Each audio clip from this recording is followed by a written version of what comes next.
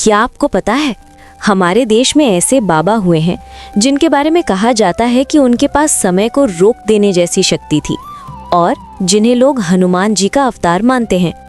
कहानी है नीम करौली बाबा जी की, जिनका जन्म उत्तर प्रदेश के एक छोटे से गांव में हुआ था। एक साधारण परिवार, एक साधारण जीवन, लेकिन सोच बिल्कुल साधारण नहीं थी। बचपन से ही उनका मन इस दुनिया के शोर शराबे में नहीं लगता था।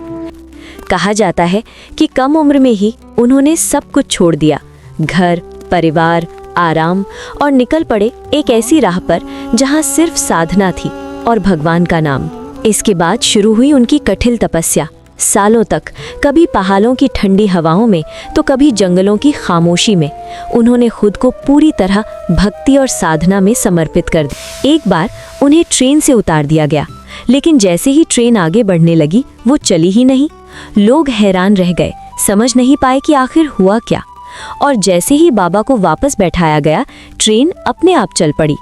कुछ लोग कहते हैं कि वो बिना बोले ही लोगों के मन की बात जान लेते थे और कई बार एक ही समय में अलग अलग जगह दिखाई दिए।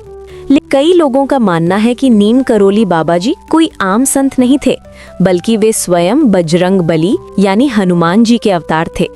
उनकी आंखों में एक अजीब शांति थी और उनकी मुस्कान में ऐसी शक्ति जो हर दुखी व्यक्ति के मन को तुरंत शांत कर देती थी। वो सचमुच बहुत महान थे, लेकिन सबसे हैरान करने वाली बात यह है कि उनकी महिमा सिर्फ भारत तक ही सीमित नहीं रही, बल्कि स्टीव जॉब्स जैसे बड़े लोग भी उनके आश्रम जा चुके हैं।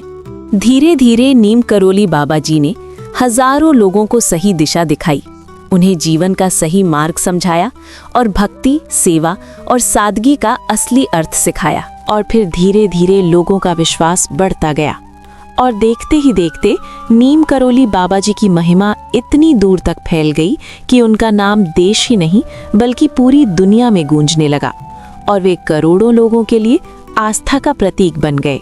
और फिर वो दिन भी आ गया जब इस महान आत्मा ने इस संसार को अलविदा कह दिया। चेहरे पर वही शांति, वही सुकून, जैसे कुछ भी बदला ही ना हो। भक्तों की आंखों में आंसू थे, लेकिन दिल में एक विश्वास भी कि वो आज भी कहीं ना कहीं मौजूद हैं। और उनकी याद में ही बनाया गया कैंची धाम आश्रम।